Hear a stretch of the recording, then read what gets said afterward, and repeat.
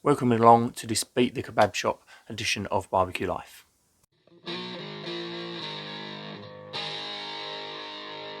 So today we're cooking chicken shish and we're doing a Beat the Kebab Shop style series on this channel at the moment. So you will have already seen the doner kebab video. This is the second video in the series. We have got lamb koftas and lamb shish coming as well, and we've got loads of shorts for all your sides, and there'll even be a vegetarian option as our very last video within this series. So let's crack straight on with this video. So the first thing you need is a Ziploc bag, and into this Ziploc bag we are going 3 tablespoons of either Greek yogurt or natural yogurt. Don't tend to use low fat because it doesn't work so well with tenderizing the meat, and it doesn't give you as nicer cooked piece of chicken at the end. So you want full fat yogurt, 3 tablespoons of that into a Ziploc bag. Now we're going to be going in with our herbs and spices. So we want to be going in with the zest and the juice of 1 lemon. We want to go in with 2 crushed garlic cloves, 1 teaspoon of coriander powder, half a teaspoon of turmeric, 1/4 teaspoon of cinnamon, half a teaspoon of paprika, a bay leaf and some salt. And that is as simple as that. That is all our flavouring, so you just want to give that a little move about in the bottom of the bag. And now we need to move on to our chicken. So our chicken today, we're using chicken breast. This is what you would generally be getting from your kebab shop. You can use chicken thighs if you want to, but if you get the cooking right on this, you're still going to have beautiful, succulent, juicy chicken without having to use thighs. So we're just going to cube up these chicken breasts into sort of just under 1 inch square, and this is going to be ideal for our cook.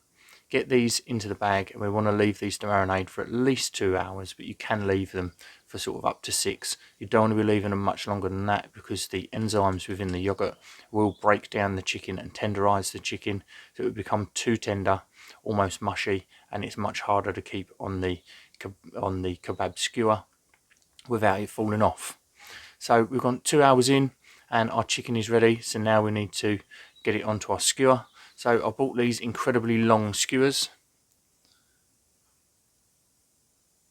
from Amazon, and they are ideal to sit on the Aldi Kamado, and they sit front to back quite well. You have the tip of the skewer at the back, and then this sort of twisty piece sits out the front, and it gives us a really long kebab for being able to cook long pieces of meat or lots of meat on one skewer, all in one go across all them charcoals.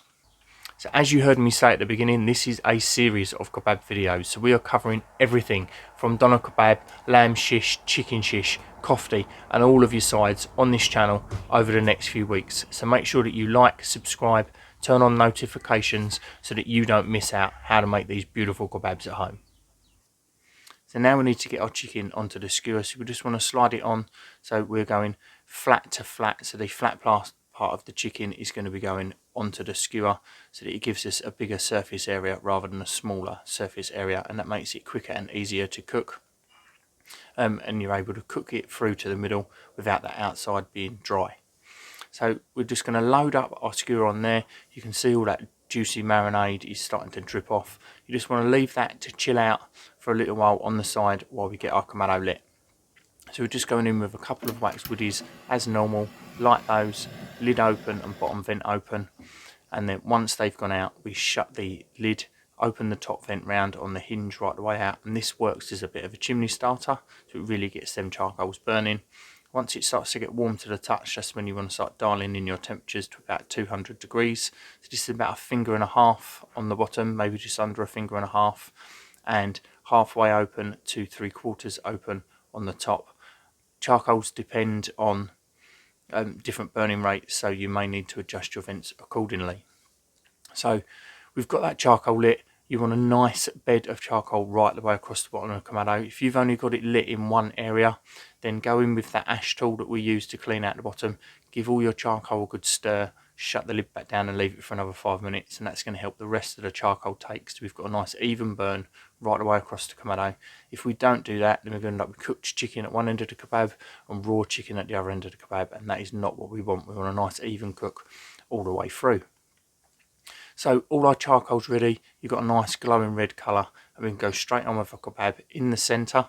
So the tip of the metal skewer sits on the back and the front sits on the front, and all of the meat is covered over the top of the firebox. So just shut that lid down, and we want to be leaving it for about 5 minutes before we go back in and check.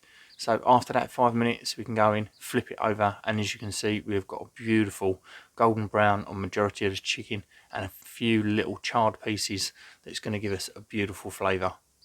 So shut that lid back down, another 5 minutes on the other side, and we open that lid back up, and you need to go in and start checking temperatures.